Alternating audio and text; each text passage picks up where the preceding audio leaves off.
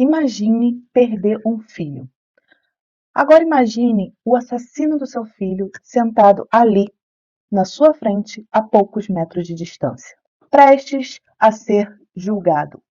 E ali você percebe que nenhuma sentença do mundo seria capaz de aliviar a dor que você carrega. Em 1981, na Alemanha, uma mãe tomou uma decisão que chocou o planeta. Dentro de um tribunal, diante de câmeras, jornalistas e do próprio juiz, ela puxou um revólver e disparou 7 vezes contra o homem acusado de matar sua filha de apenas 7 anos. Esta é uma história de uma mãe que não conseguiu esperar pela justiça e decidiu fazer a sua própria. Seu nome, Marianne Bachmeier. Uma mulher que, em um único gesto, dividiu o mundo entre quem a vê como um monstro e quem a chama de heroína. Hoje você vai conhecer a história completa, sua infância difícil, sua vida antes da tragédia, o assassinato brutal de sua filha, o dia do tiroteio no tribunal, o julgamento que comoveu a Alemanha e como foi a vida dela depois que saiu da prisão. Oiê, bem-vindos a mais um vídeo novo no canal. Para quem não me conhece, meu nome é Monique. Aqui eu conto casos criminais reais de todo o mundo. Se você se interessa por esse tipo de conteúdo, você já se inscreve no canal ou assiste esse vídeo até o final. Se você gostar do conteúdo, você já deixa o like e vem participar da nossa comunidade do Criminal Sunday.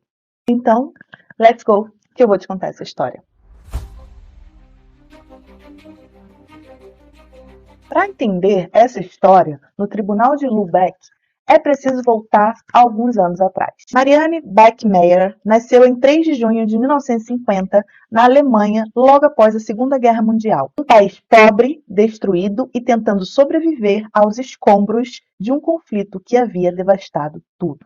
Sua família era instável, marcada por brigas e tensão constante. Seu pai, segundo relatos, havia servido na Waffen SS, unidade do ramo militar do Partido Nazista. Ele era conhecido por ser autoritário e agressivo. A violência dentro de casa fez parte da infância de Marianne. Aos 16 anos, ela foi expulsa de casa. Sozinha, sem apoio, mergulhou em uma vida de trabalhos temporários, vivendo de um salário a outro, tentando sobreviver da forma que fosse possível. Aos 17 anos, ela engravidou do primeiro filho. Pressionada pela família e pela sociedade, foi forçada a dar o bebê para a adoção. Isso a traumatizou profundamente. Pouco tempo depois, teve outro filho, mas novamente, com uma relação conturbada com os pais e sua instabilidade, a impediram de cuidar da criança como ela gostaria. Marianne crescia à margem, tentando encontrar seu lugar no mundo, carregando mágoas que nunca foram resolvidas. Foi somente anos depois que Marianne finalmente conseguiu algum tipo ali de estabilidade. Ela deixou sua cidade natal e se mudou para a cidade de Lübeck, no norte da Alemanha. Lá, ela começou a trabalhar em bares, restaurantes, comércios. Era conhecida como uma mulher forte, direta e falava o que pensava. E não se intimidava com ninguém. E foi em meio a essa nova fase que a sua terceira filha nasceu. Ana. Como resultado, Marianne nesse momento não tinha opção. Levava a Ana para trabalhar nos pubs e era dito que ela nunca teve assim a necessidade de se apressar para ir para casa depois das suas horas de trabalho. Sabe? Ela terminava o trabalho e continuava no bar, meio que curtindo aquela noite. Marianne era tida como uma mãe solteira que trabalhava à noite e dormia durante o dia, deixando sua filha de 7 anos sozinha durante o dia inteiro. Marianne, ela tinha consciência do seu estilo problemático e queria pôr Ana para adoção, igual ela fez com as outras 2 crianças que ela teve anteriormente. Mas dessa vez ela não conseguiu. Amigos posteriormente disseram que ela tratava Ana como adulta. E desde que ela era novinha, ela esperava que Ana tratasse de diversos assuntos que um adulto tem que tratar. E Ana, frequentemente, ela dormia ali naqueles bancos do pub enquanto sua mãe trabalhava. Segundo uma amiga de Mariana, Ana era uma jovem vibrante e que, infelizmente, nunca teve uma vida familiar agradável. Mas Ana era uma criança muito querida por todos. Uma menina doce, curiosa, inteligente, cheia de vida. Para Marianne, aquela era uma chance de ser a mãe que ela nunca teve a oportunidade antes.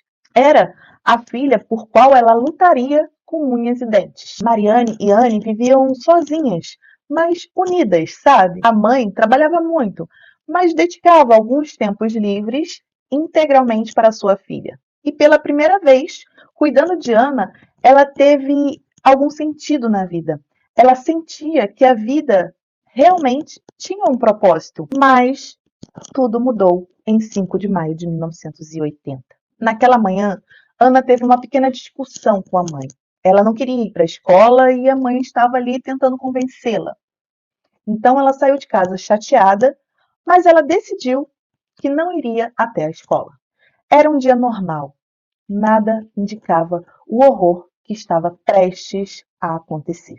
Ela saiu andando pelo bairro e decidiu ir na casa de Klaus Grabowski, que já tinha ido para brincar antes com os seus gatos.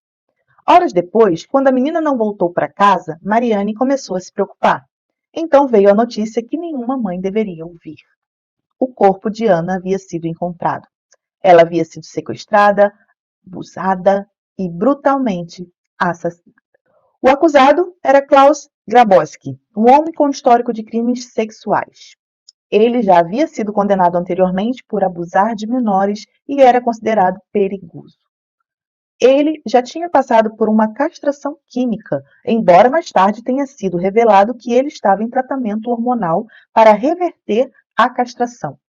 E foi a própria noiva dele que denunciou. Quando foi preso, ele afirmou que Ana estava o extorquindo e por isso ele a matou. A dor que Mariane sentiu é impossível de descrever. O mundo dela acabou naquele dia.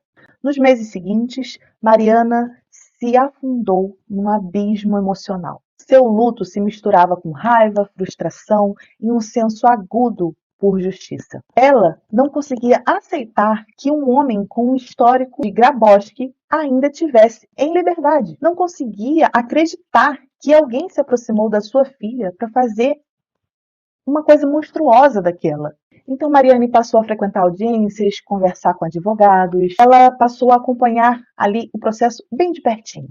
Dizia em entrevistas que não acreditava que a justiça fosse capaz de dar a Grabowski o castigo que ele merecia. E enquanto o julgamento se aproximava, sua revolta crescia. Era como se ela estivesse segurando uma tempestade dentro de si. E ali ela estava pronta para explodir. 6 de março de 1981, o julgamento estava prestes a começar. Mariane entrou no tribunal discretamente, carregando uma bolsa.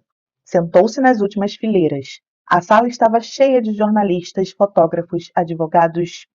Quando Klaus Grabowski foi escoltado para dentro da sala, algemado, Mariane observou cada passo dele.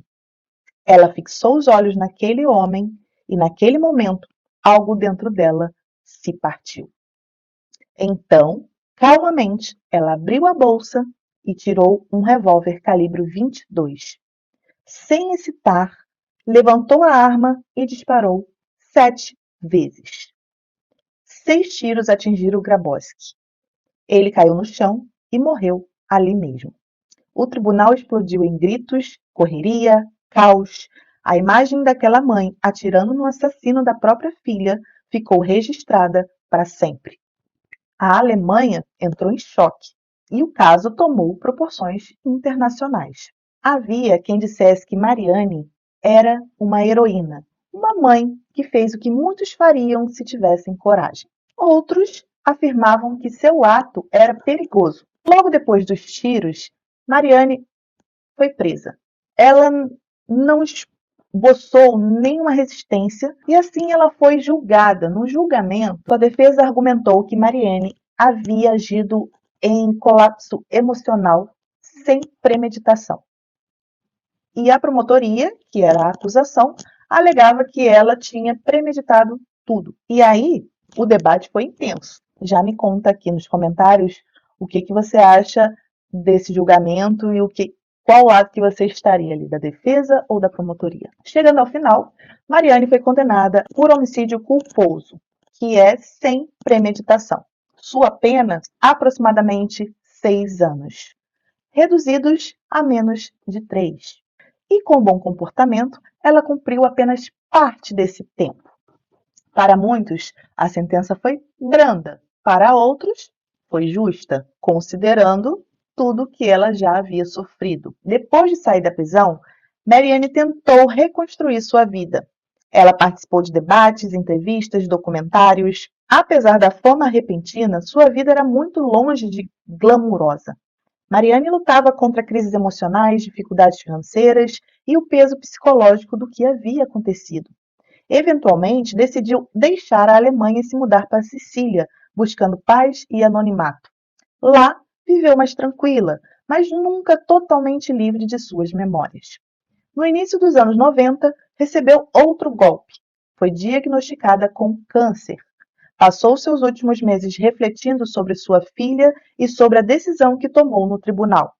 Em uma de suas últimas entrevistas, ela disse, abre aspas, eu faria tudo de novo, 1 milhão de vezes, porque ninguém entende o que é perder um filho, a não ser que já tenha perdido. Fecha aspas.